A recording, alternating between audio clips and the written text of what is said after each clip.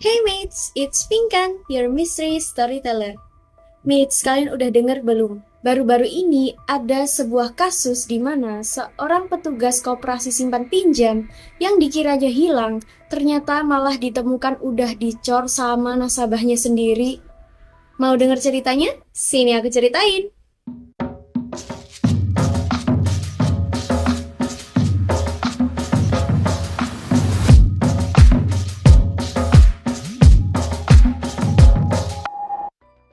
Jadi kali ini aku mau bawain sebuah cerita mengenai kasus menggemparkan yang baru terungkap sekitar seminggu sebelum video ini diupload. Nah, kasus kali ini terjadi di daerah Palembang, Sumatera Selatan dan melibatkan seorang petugas koperasi simpan pinjam bernama Anton Eka Saputra yang berusia 25 tahun sebagai korban. Sedangkan para pelaku terdiri dari 3 orang yang salah satunya adalah nasabah dari koperasi Karya Rizky Mandiri tempat Anton bekerja. Jadi awalnya, seperti hari-hari biasanya, Anton ini pamit kepada keluarganya untuk pergi bekerja. Ya biasalah ya, kerjaannya Anton ini kan menarik setoran atau mengambil pembayaran hutang dari para nasabahnya. Tapi anehnya, pada 8 Juni 2024, Anton ini nggak ngasih kabar sama sekali dan nggak kelihatan pulang.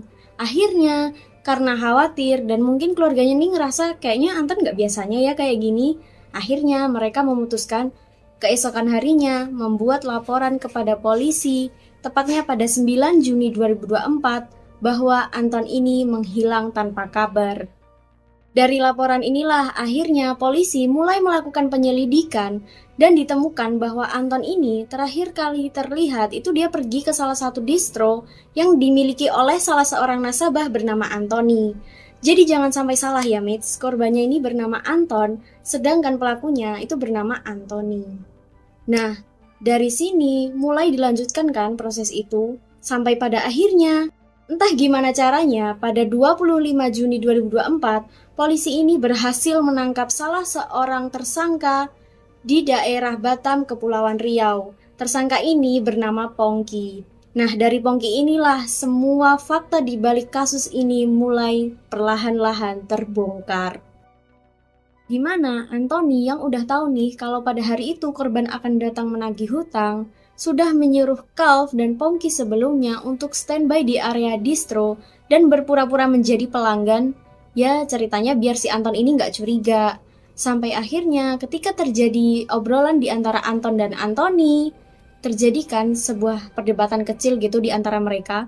Tiba-tiba dari belakang, Calv memukul bagian leher Anton sebanyak 3 kali menggunakan kunci pas.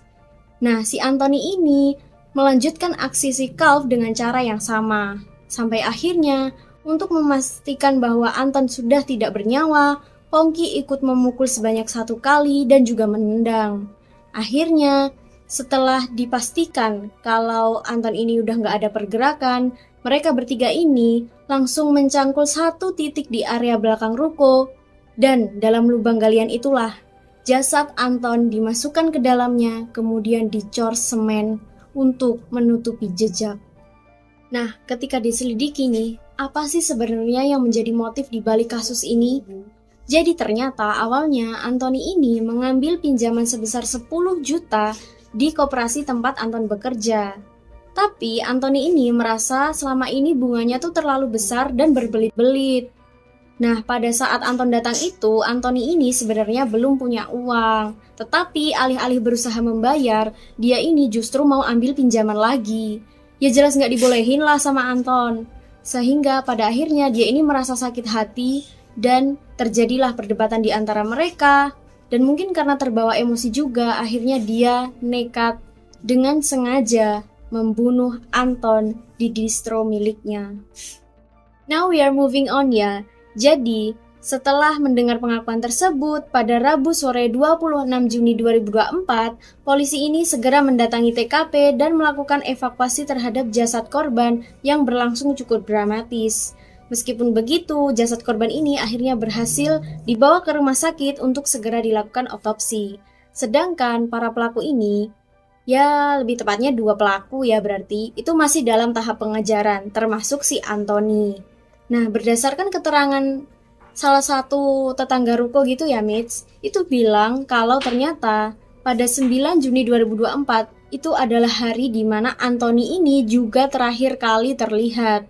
Nah, dikiranya si Anthony ini mungkin memang tutup toko dan mau pulang kampung sama istrinya. Ya mungkin mau merayakan lebaran gitu.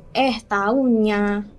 Terus kalau dipikir-pikir nih miris banget ya, Mitch. Soalnya kan si Anton ini hanya mengerjakan tugas dari tempatnya bekerja. Sedangkan harusnya dari awal, kalau memang Anthony ini udah tahu pinjamannya ini berbunga besar, ya udah nggak usah diambil aja.